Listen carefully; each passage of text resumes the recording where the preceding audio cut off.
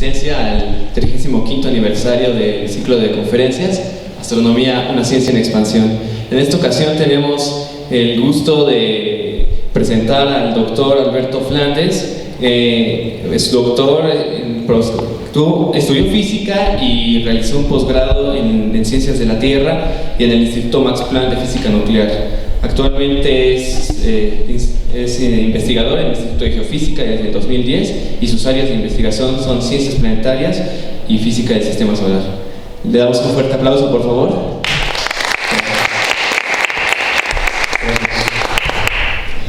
Bueno, gracias por estar aquí. Yo voy a hablarles, al menos el título original de la plática era Agua en el Sistema Solar. Y de última hora, utilicé este título porque es básicamente el título de un artículo de divulgación que está basado esencialmente en esta plática. Entonces, la idea pues básicamente va a ser hablar un poco sobre dónde encontramos agua en el sistema solar, en todas sus formas, sobre todo porque el agua es una especie de marcador de vida, que es a lo que a muchos les interesa. No es exactamente el interés, al menos de esta plática, pero nos da una idea. Y el punto, como les digo, siempre que pensamos en agua, pues toda la gente piensa en vida. Y en realidad lo que se trata de buscar en todos estos cuerpos, en el sistema solar y fuera del sistema solar. Aquí la cuestión es, pues siempre que buscamos vida, pues fuera de la Tierra, pues va a estar ligada a la búsqueda de agua. Y eso es básicamente lo que hacen todas estas nuevas misiones que están buscando vida, y particularmente todas las observaciones telescópicas. Y en el caso de la Tierra, pues es directa la conexión. Entonces ahí no hay mucho que decir. En realidad, pues, como les pongo aquí en esta imagen, pues prácticamente todas las formas de vida que conocemos, excepto algunos hongos xerófilos, para los biólogos esto tiene un poco más de sentido, pues van a depender del agua líquida para prosperar. Entonces, aquí les pongo algunas imágenes de formas de vida desde las más elementales hasta formas de vida más complejas, incluidos nosotros, y todos están en realidad ligados con el agua. Aquí la parte interesante es que el agua tiene propiedades muy interesantes. Por ejemplo, tiene una gran capacidad para disolver químicos, es un ambiente muy favorable para muchas reacciones, tiene una gran capacidad para almacenar calor y puede absorber una gran cantidad de calor sin variar su temperatura. Sobre todo si aquí hay estudiantes de ciencias, pues saben a lo que me refiero, ¿no? Y claro, en realidad si uno busca vida, aparte del agua, pues se requiere una fuente de energía, que en nuestro caso es el sol, y también se requiere una química compleja. Y en el caso de la Tierra, pues lo que hemos visto es que está basada en el carbono, y sabemos que el carbono pues es un átomo muy versátil, por el que se pueden formar una gran cantidad de enlaces y también una gran cantidad de compuestos y moléculas complejas. Y esto sería básicamente la representación. Y hay otros detalles que tenemos que tomar en cuenta, sobre todo para tener un marco general de qué es en lo que nos deberíamos fijar. Y un requisito indispensable, pues aparte, en el caso de nosotros, aquí en el sistema solar, es protegernos de, primero, la radiación de alta energía, lo que sería la radiación ultravioleta, los rayos X y los rayos gamma, y las partículas energéticas que vienen del espacio exterior. Aquí, como saben, el Sol está emitiendo no solamente radiación electromagnética, prácticamente todas las longitudes de onda, sino también está lanzando un montón de partículas. ¿Por qué? Pues por los procesos que se generan aquí en el Sol, se están produciendo un montón de fotones, un montón de radiación. Pero por otro lado, hablamos también de radiación de partícula, y la atmósfera del Sol en particular, la atmósfera más externa, lo que se llama corona, se está expandiendo, y se está expandiendo a velocidades altísimas. Estamos hablando de cientos de kilómetros por segundo hasta miles de kilómetros por segundo. Entonces lo que tendríamos son esencialmente partículas como protones, aunque hay otras variedades, que están viajando por el espacio interplanetario y están barriendo prácticamente con todo lo que está alrededor. Hay que tomar en cuenta que el planeta Tierra y todos los demás planetas y todo lo que conocemos como el sistema solar está en realidad inmerso, está sumergido en la atmósfera del Sol. Entonces, Si un planeta no está escudado contra tanto la radiación como las partículas, pues entonces todo lo que se genere en la superficie se va a degradar. Entonces, bueno, aquí nosotros tenemos dos escudos. El primer escudo es la atmósfera, que nos está protegiendo de la radiación de alta energía, la que decíamos acá, y por otro lado tenemos el campo magnético de la Tierra, que nos está protegiendo de todas las partículas que están viniendo del Sol. Y eso en realidad nos ayuda, y gracias a eso, pues en la Tierra, al menos en la superficie, se puede generar materia suficientemente compleja que puede devenir en vida. Pero bueno, también hay que tomar en cuenta que el agua, a pesar de todo, a pesar de todas las propiedades que dijimos antes, y esta es una de las bondades, algo interesante, es que es un compuesto bastante simple y, pues ya saben, está formado básicamente por dos átomos de hidrógeno y un átomo de oxígeno. Y bueno, aquí tendríamos esencialmente la estructura. Y bueno, ya saben algunos que el hidrógeno es el elemento pues más simple, al menos si nos fijamos en la tabla periódica, pues es el que está en la primera casilla, ¿no? Y pues prácticamente, al menos de la materia visible, la mayoría es básicamente hidrógeno y particularmente está en un estado especial. Pero bueno, el oxígeno, bueno, no es tan abundante como el hidrógeno, pero sí es bastante abundante, es el tercero en abundancia. Bueno, son las cosas en las que nos tendríamos que fijar. Y en el caso de la Tierra, que sería nuestro ejemplo más inmediato, estamos aquí, y bueno, es una gran referencia para todo esto, pues sabemos que cubre solamente la superficie, el 70%, y esto sería alrededor de 1 trillón de toneladas. Claro, hablar de estos números es un poco complicado, pero si decimos que está cubriendo el 70%, pues eso nos da más o menos una idea, y si lo representáramos de esta forma, al menos en esta representación en particular, pues esta gran burbuja de agua, pues representaría básicamente todo el agua concentrada de los océanos esencialmente, con respecto al tamaño de la Tierra. Entonces, bueno, en realidad la Tierra, a pesar de que muchos dicen es el planeta agua, algunos quieren hablar de la Tierra como el planeta agua, pues en realidad es básicamente tierra, ¿no? Y una pequeña costra, pues sería el agua. Y bueno, en la superficie de la Tierra, pues la parte más importante aquí es que el agua puede encontrarse en los 3 estados. Y bueno, esto se debe precisamente a que tiene una temperatura adecuada pues precisamente para eso. Y además que su atmósfera es suficientemente densa como para que el agua pueda coexistir en esos estados. Eso es algo importante. Y particularmente esto tiene que ver, entre muchos factores, en que está a una distancia adecuada con respecto al Sol. Y esta distancia en particular, donde se pueden dar estas condiciones, es lo que llaman las zonas habitables. En el caso de la Tierra o el sistema solar, la zona habitable pues estaría básicamente entre lo que sería el planeta Venus y el planeta Marte. Aquí simplemente es una representación genérica de una zona habitable en cualquier sistema planetario. Y bueno, entonces esto también es otro marcador que deberíamos buscar si lo que nos interesa es saber si hay vida. Entonces, así es básicamente como definimos nosotros la zona habitable, y es entonces una de las zonas que deberíamos considerar. Pero aquí la cuestión, y algo en lo que quiero concentrarme, es cuáles son las fuentes de esa agua y cómo podemos encontrarla en estos diversos ambientes o diferentes distancias con respecto al sistema solar. En el caso de la Tierra es un poco complicado tratar de definir si el agua, por ejemplo, estuvo siempre aquí o el agua vino, por ejemplo, del espacio, que es en realidad mucho de lo que se ha considerado desde hace algunos años. Entonces, una de las teorías en realidad que se utilizan o que muchos aplican o que algunos creen es que el agua vino a través de impactos de cometas a la Tierra. La cuestión es que pues al inicio del sistema solar, cuando se estaba formando, que como saben se formó de una nube de gas y polvo, entonces cuando se empiezan a formar los llamados planetesimales, pues gran cantidad de estos planetesimales eran esencialmente de agua, que serían en realidad las siguientes etapas de esos planetesimales serían los cometas como los conocemos ahora, o algunos podrían llamarles simplemente planetesimales, pero había tantos, todavía no se organizaba el sistema solar como lo conocemos, entonces era fácil que hubiera impactos entre los diferentes cuerpos. Entonces dicen, bueno, si la Tierra estaba muy cerca era muy difícil que tuviera agua, entonces pero sí había una gran cantidad de estos cuerpos con agua, cometas por ejemplo, y entonces pudieron impactar e ir depositando el agua sistemáticamente. Esta es una idea, pero aquí pues es relevante pensar que en el sistema solar pues tenemos, en el caso de los cometas, pues un montón de agua.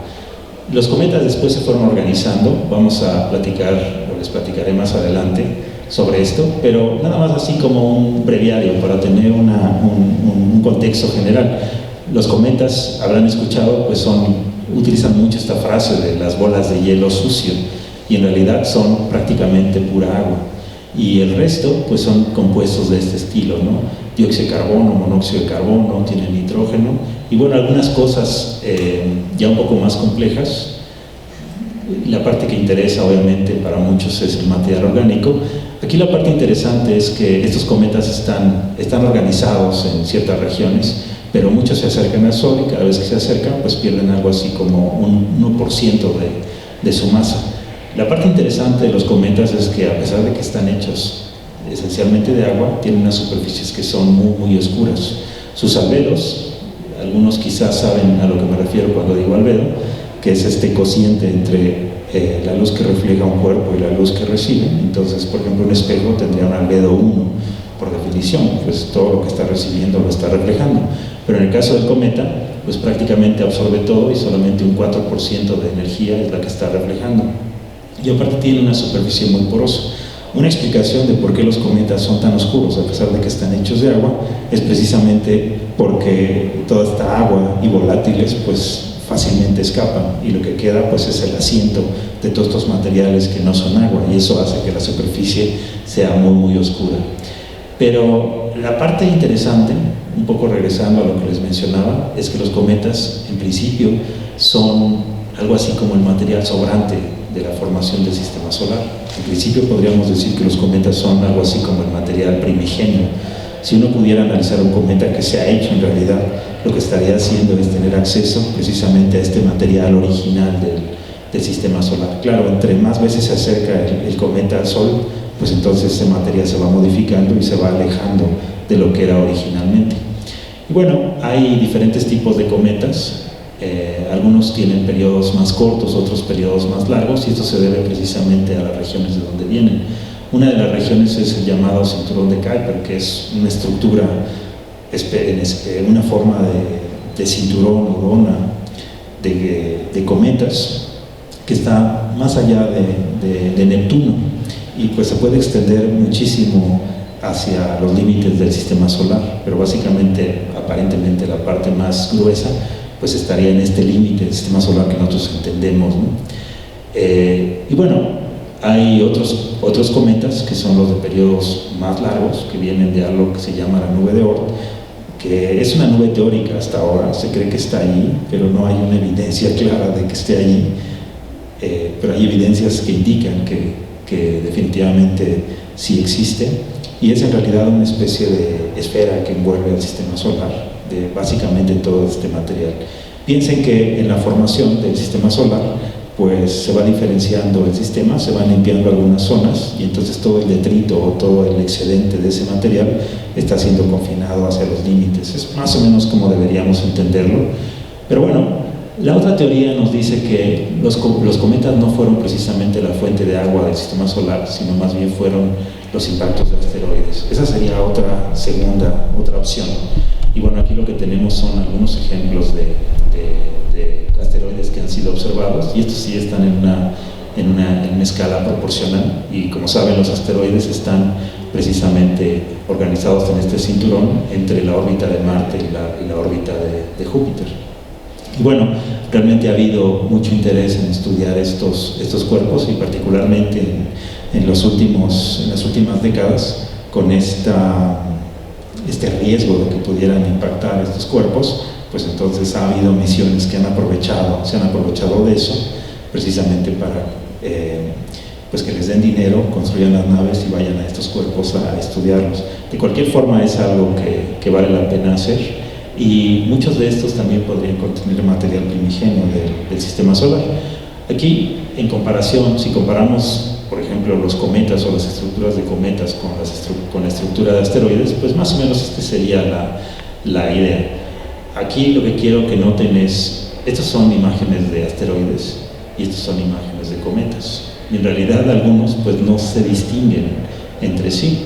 Tendríamos que hacer un estudio un poco más cuidadoso para distinguir cuál es cuál, pero en realidad lo que está distinguiendo uno del otro pues es básicamente la región que viene.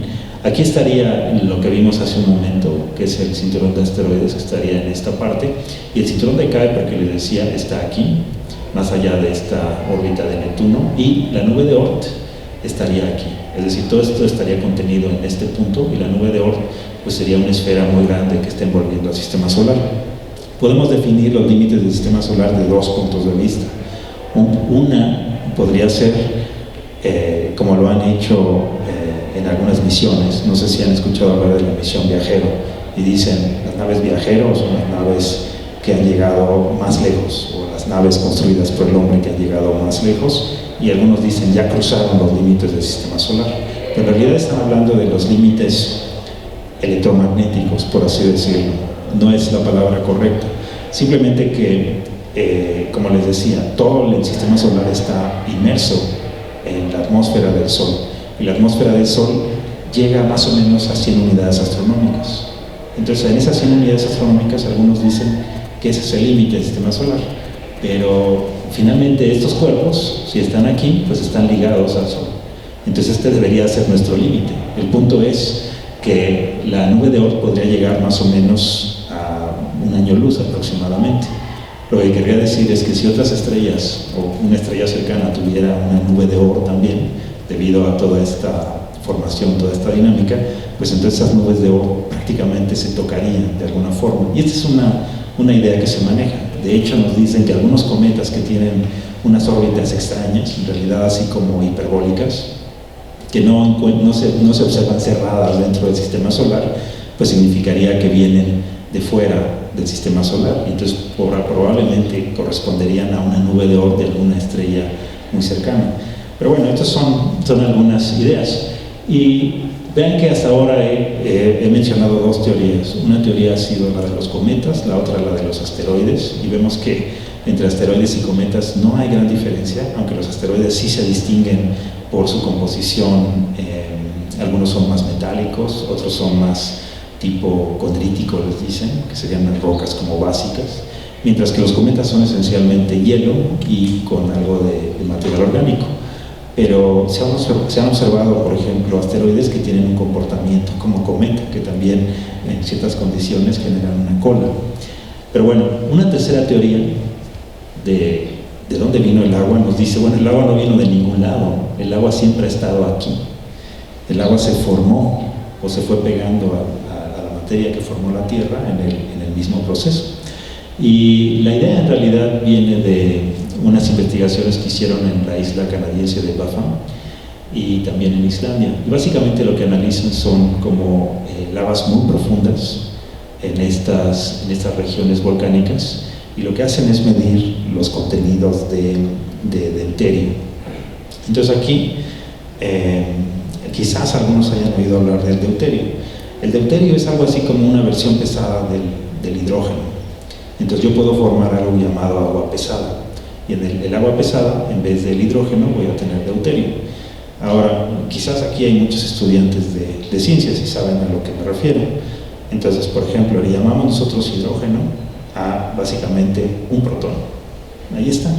Pero si ese protón se alía con un neutrón, entonces ya no tenemos un hidrógeno estrictamente, sino lo que vamos a tener es un deuterio. Entonces es una versión pesada del hidrógeno. Y si yo formo, en vez de formar el agua con los hidrógenos, lo hago con los deuterios, donde están los neutrones metidos, entonces voy a tener una masa mayor. Y entonces, por eso se llama agua pesada, por ejemplo, cuando estoy utilizando deuterios en vez de hidrógenos. Ahora, la cuestión es que el agua que uno encuentra en general, aún en los océanos, tiene una proporción entre el hidrógeno y el deuterio, es decir, una proporción entre el agua ligera, a la que estamos acostumbrados, y el agua pesada. Algunos quizás habrán escuchado que en los reactores nucleares se llega a usar agua pesada, y el agua pesada generalmente se utiliza precisamente para amortiguar un poco las reacciones que pueda haber y también absorber un poco más la energía. Y el agua pesada pues empezó a estudiarse y empezó a tratar de generarse pues a partir de esta idea, particularmente después de la guerra fue el interés, ¿no? Pero es complicado y no es tan barato hacer el agua pesada, pero en la naturaleza se encuentra agua pesada y entonces lo que se hace es se busca la proporción entre el agua ligera y el agua pesada y entonces según esta proporción se ha observado que las diferentes fuentes tienen proporciones distintas de estos dos tipos de agua. Y entonces eso nos puede dar un indicador de cuál es la fuente del agua. Entonces, aquí lo que hacen es, precisamente miden esta proporción de deuterio e hidrógeno en estas lavas, esta agua que tienen atrapadas estas rocas, y entonces la comparan precisamente con las diferentes fuentes en el sistema solar. Y entonces a lo que llegan es que el agua, la que se observa en los océanos, que tiene más o menos una proporción de deuterio por 30 y tantas mil del agua ligera, se parece más a el agua que pudo haber sido o que pudo haber estado en los orígenes del sistema solar. Entonces dicen es un agua un poco más primordial y lo que hacen es, en general para este tipo de estudios, hacen esta comparación. Aquí estaría la Tierra y aquí estaría la proporción de deuterio e hidrógeno. Entonces, vean, y en el caso de la nube protosolar, precisamente de donde se generó todo lo que vemos en el sistema solar, se parece un poco más a lo que sucedería en el medio interestelar, que sería esta línea roja. Eso que está aquí serían asteroides. Esto sería Júpiter, Saturno, Urano, Neptuno, la nube de Oort y los cometas de la familia de Júpiter. Y entonces aquí ven pues diferentes medidas de la proporción de deuterio e hidrógeno de estos diferentes cuerpos o estas diferentes fuentes. Entonces, por ejemplo, aquí ven pues muchos cometas y particularmente este cometa que se llama Hartley 2 tiene precisamente una proporción similar al agua que observamos en los océanos, en esta parte. Y también estas condritas, este tipo de asteroides, tendrían también una proporción similar. Y esto nos mete en un problema. Para muchos, este cometa podría ser la fuente de agua.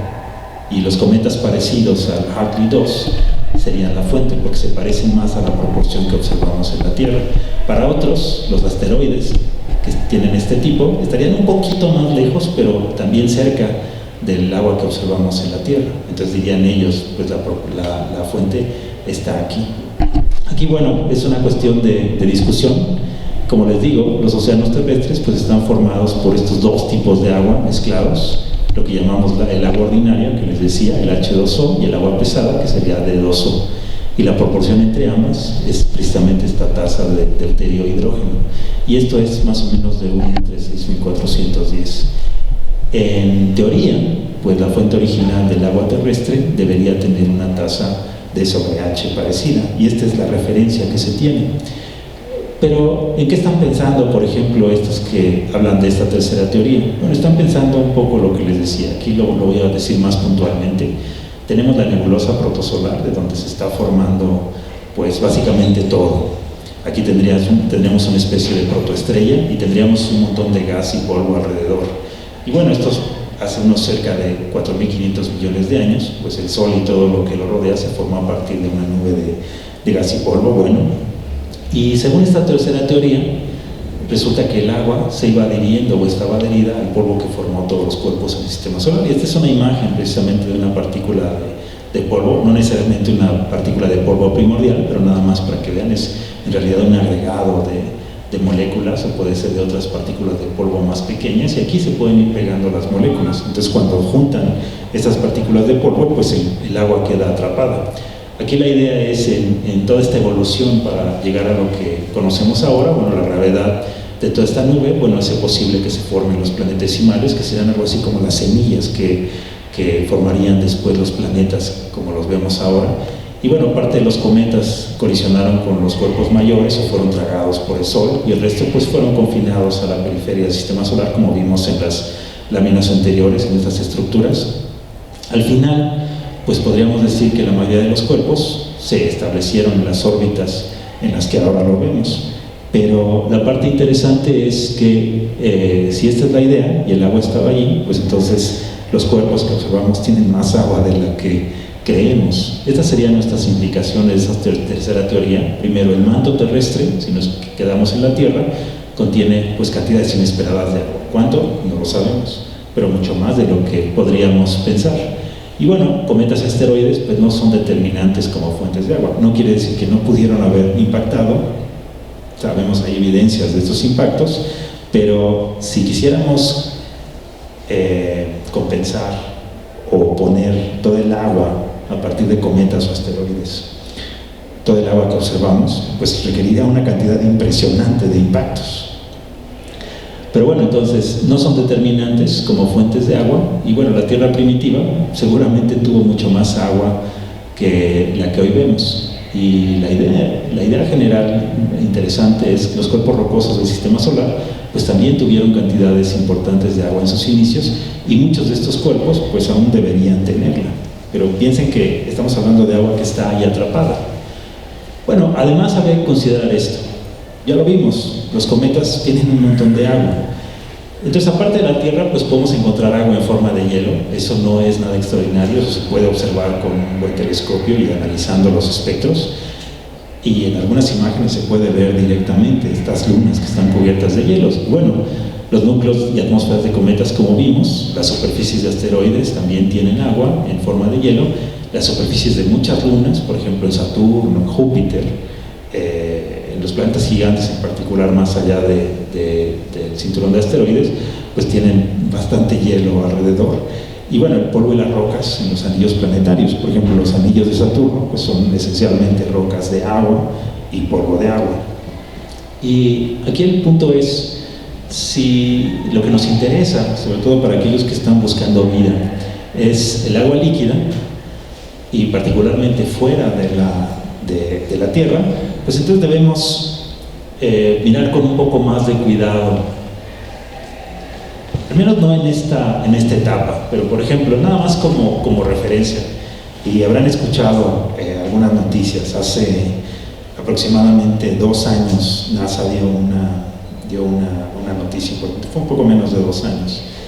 Decían que se habían logrado captar imágenes de agua líquida en la superficie de Marte. Fue así como una noticia muy importante. Algunos la vieron probablemente en algunos noticieros. Y la teoría, al menos de todo lo que se ha estudiado de Marte, es que Marte en el pasado era algo como esto, donde supondríamos que estos son los océanos y esta sería la Tierra emergida.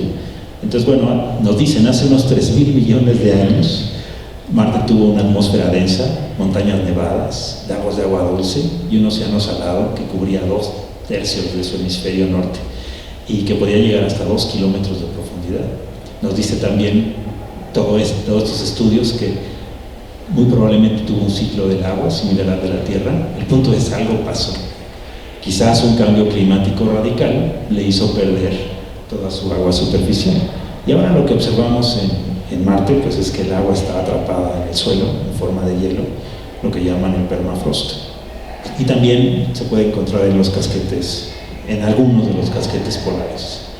Y aquí la parte interesante es, si empezamos a buscar, y esto fue lo que nos decía la NASA en estas noticias, empezaron a ver particularmente que había cambios estacionales, y en esos cambios estacionales se observaban estas líneas oscuras, particularmente en estas laderas, cuando teníamos una cierta inclinación y la iluminación del sol era adecuada. Y fue en realidad una conjunción de estudios de diferentes misiones. No fue solamente una sola misión, sino fueron en realidad una conjunción de estudios de aproximadamente 10 años. Y lo que encontraron es lo que ellos creen agua líquida en Marte en ciertas condiciones, pero en realidad muy escasa comparado con lo que nos gustaría que hubiera.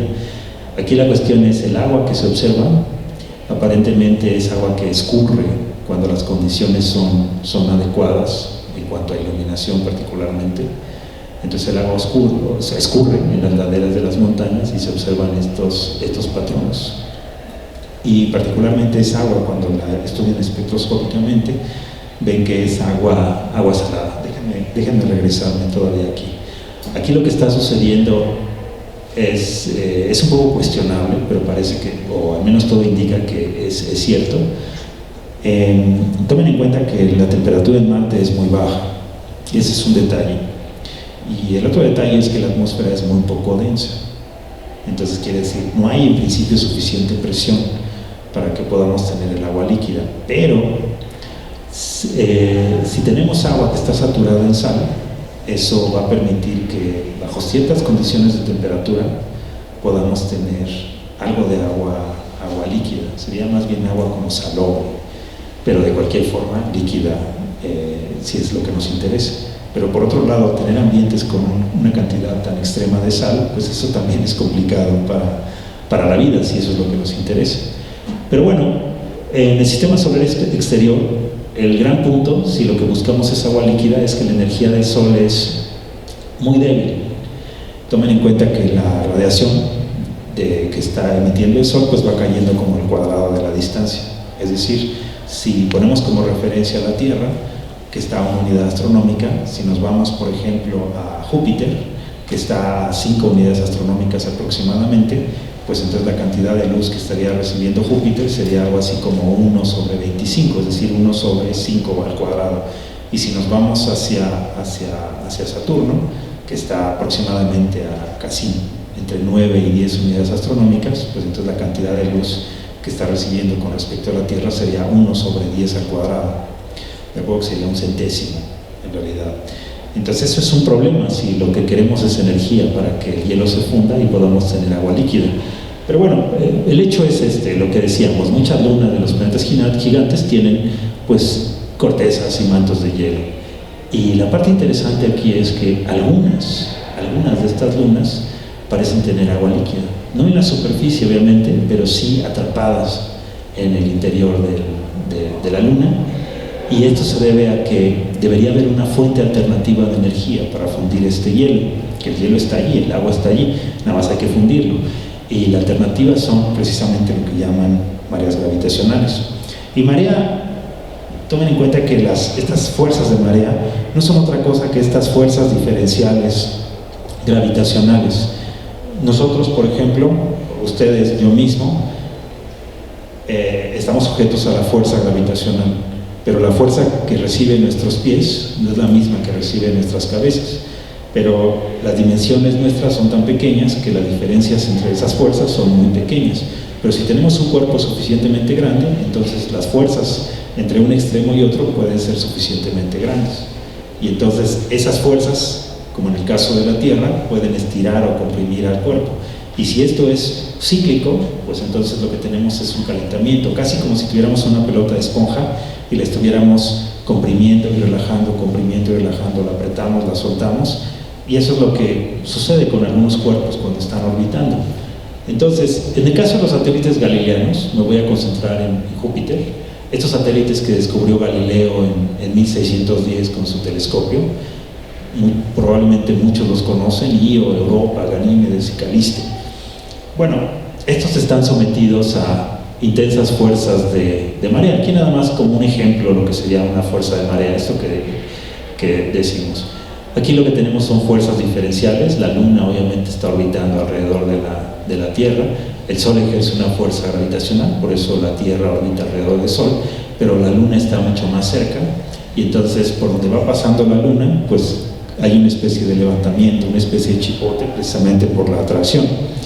Entonces, estas fuerzas gravitacionales están continuamente actuando sobre la Tierra, pero lo que observamos nosotros pues es precisamente que la marea sube y baja en el caso de los océanos. Ese es el efecto gravitacional debido a estas diferencias de fuerza gravitacional. Entonces es una especie de referencia para lo que quiero comentarles. En el caso de la luna Io es una situación extrema, porque aquí en el caso de la luna Io lo que tenemos es un volcanismo increíblemente intenso. Es decir, cualquier volcán que se les pueda ocurrir o que hayan visto en las noticias no se compara ni de lejos a los volcanes que hay en Io. Io, por otro lado, pues es una luna que es más o menos del tamaño de nuestra propia Luna. Estamos hablando de 1800 kilómetros aproximadamente, es un poquito más grande que la Luna. Y todo este volcanismo que se observa es porque las fuerzas de marea, básicamente debido a la posición que tiene con respecto a Júpiter y también con respecto a las lunas que están alrededor, los otros satélites galileanos, hacen que el núcleo o la parte interna, o sobre todo la parte interna, se funda. Y esa fusión va acumulando este calor y bueno, entonces genera todo este vulcanismo. Aquí obviamente las temperaturas son tan altas que está totalmente desprovisto de agua, pero nada más como un ejemplo. Y bueno, el tipo de vulcanismo que se da, para los que estén un poco más interesados en esto, es lo que se llama vulcanismo de punto caliente, como el que se da, por ejemplo, en Hawái. Una cosa interesante es que se ha observado que gran parte del material que sale aquí, o una parte importante, particularmente los granos sólidos, son esencialmente sal común, cloruro de sodio. Otro ejemplo de un cuerpo donde las fuerzas de marea están actuando es Europa. Y Europa es interesante porque el hielo que está en su corteza se funde parcialmente y entonces muy probablemente tenga un océano. Y la parte interesante aquí es que si ponemos en proporción la cantidad de agua que podría haber en Europa, agua líquida, comparado con la Tierra, pues sería muchísimo más. Y lo que se ha observado, por ejemplo, con el telescopio espacial Hubble, es que hay emanación de vapores de agua en el polo sur, como si fueran géiseres. Estos géiseres como los que se ven en Yellowstone o en algunas partes de Islandia. Y aquí la parte interesante de Europa, y esto se vio desde la misión Galileo. Galileo fue una nave que lanzó NASA y que estuvo orbitando Júpiter y pasó varias veces por Europa y bueno, por los demás satélites galileanos, pero algo que intrigaba era precisamente la superficie de Europa, que se ve así con unas marcas muy extrañas. Aquí es una magnificación y lo que vemos es precisamente estas marcas que se observan aquí, están aquí aumentadas y se ven otro tipo de cosas en el terreno, como por ejemplo fracturas, se ven canales, unas cosas muy interesantes. Aquí la parte interesante es esto que está aquí. Estas fracturas que están como dibujadas, en realidad son fracturas pero están coloreadas de alguna forma, y esto muchos lo atribuyen a que cuando se rompe la corteza el agua se derrama de alguna forma antes de sublimarse, generar estos géiseres. Pero bueno, lo que va a pasar es que el agua como que mancha esas grietas, y como el agua es salada, cuando se expone la sal a radiación del sol, pues precisamente toma esos colores rojizos o se va como ennegreciendo. Y estos experimentos se han hecho en laboratorio, o sea, se pone agua con sal, con cierta concentración, se radia y entonces lo que obtienen son estos colores. Entonces aquí estas grietas como que están dibujadas precisamente por la sal oscurecida por la radiación. Y lo que se cree, al menos de los estudios de la dinámica de la Luna, pues es que la Luna tiene un cierto núcleo, un núcleo metálico, tiene un cierto un manto rocoso, y en la corteza de hielo tenemos la parte interior parcialmente fundida. Entonces, si le hacemos un zoom a esto, lo que tendríamos es esta parte rocosa, tendríamos el hielo de la superficie y tendríamos algo de agua en el intermedio. Y ven que esta luna particularmente es uno de los objetivos de las misiones espaciales. De hecho, hay una misión que se llama Misión Europa, que está en preparación y que pues se va a lanzar próximamente. Bueno, obviamente está la misión Juno, que ya está en Júpiter, pero hay otras misiones, y esta segunda etapa de la misión es la misión Europa, y va precisamente a estudiar esta luna. Y esta luna es interesante porque muchos casi aseguran que ahí dentro hay vida, ¿no? La fuente entonces es las fuerzas de marea. Entonces no es sorprendente que tengamos en otras lunas también este mismo efecto, y si tenemos hielo, pues vamos a tener un manto, una corteza de hielo parcialmente fundida y un océano. Y este es el caso precisamente de la luna Ganímedes.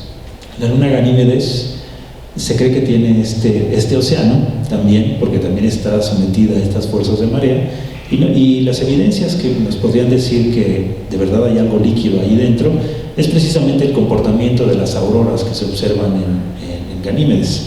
Ganímedes tiene un campo magnético, y este campo magnético puede atrapar partículas, y estas partículas que quedan atrapadas en ese campo magnético chocan con los gases neutros que están siendo emanados o que están muy cerca de la superficie, y cada vez que chocan pues producen estos destellos, igual que en la Tierra.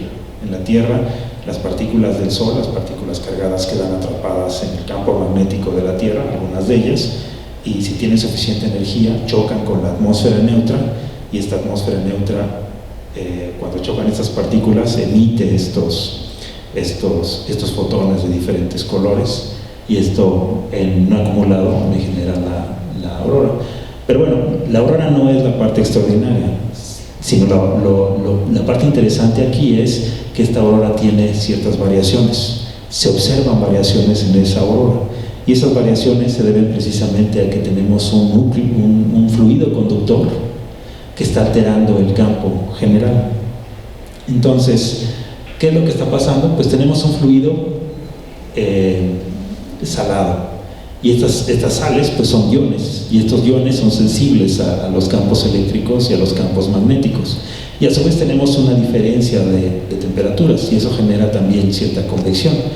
Y sobre todo si hay físicos aquí, bueno, creo que todas las carreras llevan algo de electricidad y magnetismo, pues yo puedo generar un campo magnético a partir de una corriente eléctrica. Entonces ese campo puede alterar el campo general, y a su vez esta luna está inmersa en el campo de Júpiter. Entonces estas variaciones en la aurora nos pueden decir más o menos qué tanta agua tenemos aquí o qué tanto fluido conductor tenemos, y de aquí podemos estimar, por ejemplo, la profundidad, etcétera, etcétera. Y también a partir del cálculo de las fuerzas de marea uno puede saber cuánta energía se está ingresando a la luna, y por lo tanto, si tenemos hielo, cuánto se fundiría a partir de esto. Y tenemos otros ejemplos interesantes. Este es el caso de una luna de Saturno, donde también se observan eyecciones de géiseres en el polo sur. Esta luna se llama Encelado y tiene una particularidad. Bueno, está cubierta de hielo, sí, pero tiene ciertas fracturas en el polo sur que le llaman las rayas de Tigre, y de esas rayas, de esas fracturas, están emitiéndose géiseres. La nave Cassini también de NASA y de la ESA pues ha estado prácticamente 10 años, bueno, de hecho más de 10 años alrededor de Saturno, porque entró en 2004 en órbita, y la misión termina en septiembre de 2017. Pero bueno, ha sido de mucho interés esta luna, la han acercado varias veces, ha pasado cerca de los géiseres para analizar y capturar algunas partículas, y ha estado observando continuamente la actividad de Encelado. Encelado es una luna muy pequeña, tiene 252 kilómetros de radio, y se observa un terreno también muy interesante aquí. Estas son particularmente un zoom de las fracturas, también esta del polo sur. Y aquí la parte interesante es que estos géiseres son esencialmente de gas y polvo de agua, y bueno, también tienen otros compuestos. Y este material que está saliendo se riega alrededor de Saturno y forma parte de este anillo que se observa aquí, este destello azul que se llama el anillo E, que es esencialmente partículas de hielo de agua. Aquí si ven, pues está encelado en realidad, y aquí se ve el géiser, y aquí se ve parte de todo el polvo que está regando a su alrededor. Entonces es muy interesante, y pues al menos le hemos metido mucha atención a Encelado, y a medida que han llegado los datos se ha ido analizando poco a poco, y se ha visto, bueno, primero se creía que el océano nada más estaba en la parte sur, después había indicios de que el océano podía ser más bien global, y ahora lo que se cree es que tenemos un océano global, pero que es un poco más profundo en la parte sur. Y esto se puede ver simplemente haciendo cálculos de cómo se está moviendo la luna y cuál es la energía que está ingresando a Encelado precisamente por fuerzas de marea. Es lo mismo, Tenemos una luna que está girando alrededor de un planeta. Por esa sola posición tenemos una variación en fuerzas gravitacionales, y a su vez tenemos otras lunas que están alrededor que también están ejerciendo fuerzas y que están magnificando ese efecto. Y este sería más o menos un esquema de cómo tendríamos, al menos la parte sur. Tenemos el núcleo rocoso, tenemos la parte líquida, tenemos un manto de hielo. Aquí tendríamos algo de clatratos, quiere decir tenemos gases ahí atrapados, y aquí tendríamos un manto un poco más puro. Esta más o menos sería la idea, pero la profundidad del océano pues podría ser más o menos de 10 a 40 kilómetros. Y es otro de los objetivos de estudio, porque también muchos están especulando que ahí podría haber vida. Y claro, otra vez tendríamos agua salada, no tendríamos agua dulce en el océano. Pero hay un montón de cuerpos en realidad a los que se ha extendido esto. Por ejemplo, la luna Titán, también de Saturno, que también ha sido estudiada por la nave Cassini, o la luna Mimas, que es esta, también podría contener un océano. O, por ejemplo, estos planetas enanos como Ceres, que fue visitada por la misión Dawn, o el planeta Plutón, que ahora que fue visitado hace poco por la misión Nuevos Horizontes. Pero estos serían solamente unos ejemplos en realidad. Podría haber también océanos salados en otros cuerpos alrededor de otras estrellas. Por ejemplo, este descubrimiento que se hizo en Ganímedes, esta variación en las auroras y de ahí poder inferir las propiedades del océano, se podría hacer en otras estrellas si tenemos telescopios suficientemente potentes. No tendríamos más que tener acceso a cómo está variando esa aurora, y eso nos podría decir si pudiéramos tener o no agua en el sistema. Aquí pues el mensaje general es pues la existencia de agua líquida pues fuera de la Tierra pues nos motiva a creer que también podría haber vida en otras regiones del sistema solar. Y claro, aparte de las regiones habitables en otras estrellas, pues los océanos salados, como los satélites galileanos, pues amplían ese espectro de potencial vida en otras regiones del universo. Quiere decir, como que pierde sentido esta definición de región habitable, porque si podemos tener vida o podemos tener agua líquida o condiciones prebióticas en regiones que están fuera de la región habitable, pues entonces la región habitable, como la entendemos ahora, como que no tiene mucho sentido. Pero bueno, al menos son indicadores que uno debería buscar si está interesado en esta parte. Y nada más para terminar, sobre todo para los que están en la parte biológica o están muy interesados en estas condiciones prebióticas, pues algo que podría ser motivante, si quieren verlo así, es que pues en la Tierra se observan organismos o seres que pueden habitar en regiones extremas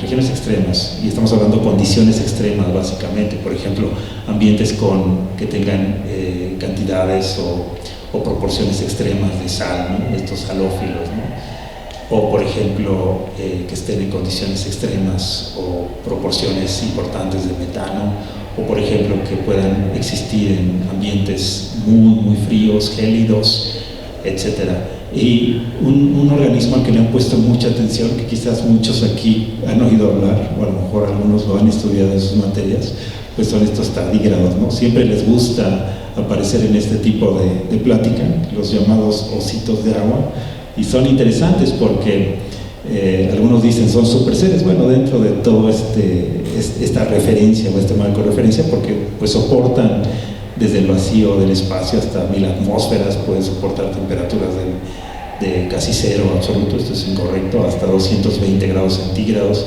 pueden soportar radiación ultravioleta, radiación X, pueden soportar la deshidratación extrema, que es algo que sorprende. Se enconchan, se hacen como bolita y se quedan ahí deshidratados, hibernando por meses o por años, hasta donde se ha visto. Hay gente que ha dedicado su vida a esto. Vean la escala, esos son 10 micras. Y bueno, diferentes especies parecen estar pues muy extendidos en la Tierra. Entonces, para los que estén interesados en vida, pues es así como que un poco motivante. Y para terminar nada más les comento, si alguien estuviera interesado en estos temas, por eso le cambié el título a la plática, hay un artículo que me publicaron en esta revista Como Ves, que algunos conocen y que se llama precisamente así, ¿no? Los cazadores del agua perdida, y tiene algo de ideas de lo que platiqué en esta plática. Esto es de marzo 2016, pero pueden descargarlo en realidad si entran al Instituto de Geofísica, a Ciencias Espaciales, que es donde estoy yo, van a mi nombre, Alberto Flandes, y ahí este artículo lo pueden descargar, no hay ningún problema, o igual pueden conseguirlo en la editorial. Y pues con eso terminar, nada más resaltar que la mejor referencia que tenemos para la búsqueda de vida en nuestros sistemas planetarios pues es nuestro sistema solar y nuestra Tierra. Y esto fue esencialmente de lo que hablamos, y pues muchas gracias por su atención.